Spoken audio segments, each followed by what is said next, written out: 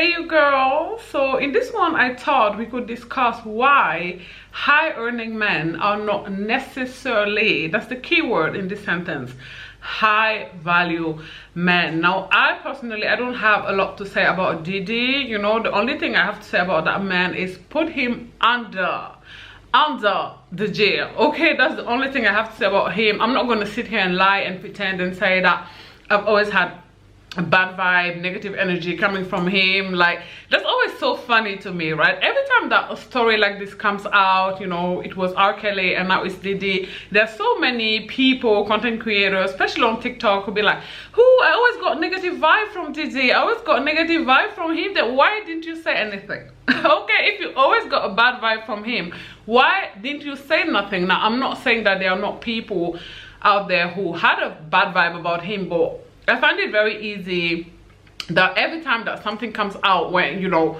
I mean, he's not coming out of this, you know, like this time he's, you know, he's done, he's over, right? And this is when people will then come out and say that he had a bad vibe. Now, somebody that I actually get bad vibe about is Jay-Z. Okay, now I don't know if Jay-Z have ever done anything allegedly, I don't know, but I personally, there's something very dark that emanates from him to me. Okay, I have a very, very bad vibe about him. Okay, now that has been said, I also want to say that the Diddy situation make me think about how we need to hold enablers accountable. Okay, like when the Casey video came out, the first thing that came to my mind personally is not how this man is a monster. I mean, the images speak for themselves, right? Him kicking this woman that is down on the floor, dragging her by her hair as if she was a trash bag. That speaks for the intent of his character, right? But I want to know, where are all the people who knew about this video? Because the video is allegedly 10 years old, okay? So people been new. Okay, like the hotel staff, the security staff of the hotel where this happened, okay, where this footage was captured, all these people knew and they stayed quiet. Okay, they were mute, they kept it zipped. And this is people, in my opinion, that also have to be in jail. They also have to be in jail with Diddy. You know, this is the same thing I said when they call R. Kelly. Okay, the people who were going to the schools allegedly bringing these little girls need to be in jail with him, because as long as we have enablers, we are going to have abusers. Abusers make enablers, rather, sorry, make abuse possible. Okay, like even at a micro level, even in families. The reason why sometimes you will see that, you know, and there's a video here on YouTube, my heart goes out to the woman. If I find it, I'm going to pin it, right? Like, she talks about how she was molested by her grandfather, and then in talking with her mother, she realized that her mother before her was also molested, you know, by her father, right, which is her grandfather. And then I feel like it's because we keep it harsh. It's because of enablers that situations like this are possible, right? Every time that there is abuse, or oftentimes rather, sorry, when there is abuse in families, right, the main thing, especially in the Black community, is the community that I personally am accustomed with, the word is, let's keep it harsh, okay, let's keep it mute, let's see how we can, you know, bury it, you know, like, let's make sure this doesn't come out, this is shameful. And I want to tell you, if you're watching this video and you happen to be one of the innumerous women, 8 out of 10 women have been sexually molested in some way, shape or form throughout their lives, I want to tell you that it is not your job to keep your family dirty secret. I don't care what you were told. Your stories is yours alone, it's yours to tell, or it's yours to keep secret, but it's yours. Okay, so do not let anybody gaslight you into keeping someone else's dirty secret. The shame is not on you. You're not the one who have to carry that burden. Okay, if someone is so concerned about the world not finding out that they're a monster, then maybe they shouldn't do monstrous things, period. Okay, now that's all I have to say about, you know, Diddy in out himself, because like I said, I'm not interested in the man. Put him under the jail and just forget about him. Right now, what this situation made me think of though is how femininity, y'all know I will always call them like that, you know, girls always come on the internet and talk about, you know, high value men this, high value men that, you know. And to Shira, shout out to Shira, you know, I think Shira is funny. I certainly appreciate, you know, her sense of a comeback. She always very quick with it, she's very funny. However, you know, putting so much emphasis and all of the emphasis only on how much money a man has or make, in my opinion, is a mistake. Okay, because like it don't matter. Like, I mean, even if you follow Shira's rhetoric, right, even if you want to be a stay-at-home wife, right, a man having a lot of money is not the guarantee of that. Okay, you could meet a man that makes 350K who still doesn't believe in having a stay-at-home wife, who still wants his wife to work, who still want her to pay half the bills. Maybe he's a 50-50 guy, maybe he's a power couple guy, right? There are men out here that make a tremendous amount of money and still don't believe in being providers and protectors. The same way there are men out here who make 70K who will give their wife their last dollar. So I think the emphasis doesn't need to be put on how much money a man has, even though, now I'm gonna say this, okay, I should have actually started here. If you're a woman, a young woman, or even an old woman, it don't matter, never ever ever attach yourself to a man that is doing worse than you in life. Okay, I think this is very, very important. This is the disclaimer I should have started with. Okay, don't attach yourself to men that are doing worse than you in life. You want to partner at least an equal, always. Okay, now that we got that disclaimer out of the way, let's get back to where I was. Okay, like I say, how much money a man has doesn't necessarily speak for how generous he is. There are men who make 70K who believe in providing. There are men who make 350K who don't believe in being providers. That's one.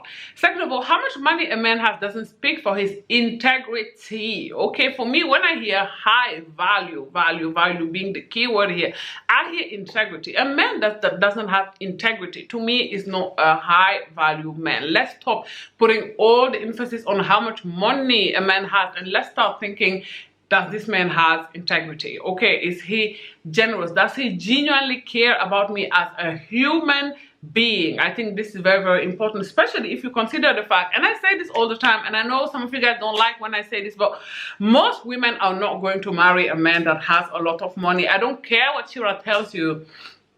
Listen, in life there is this thing called math. Okay, there are these things called statistics, studies. Okay, and the results are in. Okay, we have the finds out, and the results say that only 17% of the US population, not even 17% of the men in America, you guys, 17% of the US population makes 100K or more. Half of it is women. So let's say it's 1% more men than women. So let's say it's 9%. I told you guys this before. If you remove the short men, if you remove the gay men, if you remove the men that are already married, if you're a tall woman, if you remove the men that are shorter than you, if you're not interested into dating them, if you're, you know, if you're a woman that wants children, if you remove the men that don't want children, if you're a woman that don't want children, if you remove the men that want children, then how many percent is there left, right? Like, it's just not mathing. The math is not mathing. Okay, so most women, regardless of whatever femininity guru is saying what, okay, are not going to marry a high earning man. It is statistically, mathematically impossible. Okay, also, what are the credentials of these women? You know, like, one thing about me, I'm never gonna take advice in life from people whose life I don't want. From people who are doing worse than me, I don't know that, but from people who don't have credentials. Like, if you're gonna sit on the internet and give advice about how to become a millionaire, like, you should have to prove that you're a millionaire first. Like, the fact that you guys are taking advice out here from people who have no credential but Coach and Michael Kors bags, and no shade to Coach and no shade to Michael Kors, will never not be the Lulu to me. Like, I mean, come on, again, I do think there should be a rule where before you teach anything on the internet, on TikTok, blah, blah, blah, blah, blah, I do feel you should have to come up with the credentials. Like, before you come and say you're going to teach the girls, like, how to get a high earning man, I feel you should have to show everything that a high earning man has gotten you before you can give this advice, okay? Not the things that you got from teaching the girls or selling to the girls the course about how to get a high earning man. The things that you had before the course. Okay? Before the course. Ah, for the love of God. But yeah, ladies, like, one thing that I can tell you as somebody who is 35 years old and who been in many relationships, who been married, who been divorced, is that what you need to put at the forefront of the partner search is compatibility. Okay, it's always going to be the most determining thing when it comes to a relationship. You know, compatibility in terms of desired lifestyle, in terms of value, in terms of, you know, communication style. This is going to be really, really important, because like I said before, like if you want to be a stay-at-home wife, even if you meet a man that makes 375K a year, if he doesn't believe in providing, you are still not compatible. Because it's not because the man has a lot of money that he actually believes in spending it. Maybe you want to take really lavish vacation. Again, a man can have the money to be able to afford such vacation, and he wants to go travel with his backpack through Bali, okay, Indonesia. That's just his thing, where you would like to stay in the 5-star hotel. So you need to find a man with whom you are genuinely compatible, someone who desires the same things out of life than you do. This is why I always encourage women to ask question, ask this man, do you want children? How many do you want? Okay, like if you're religious and this person is not religious,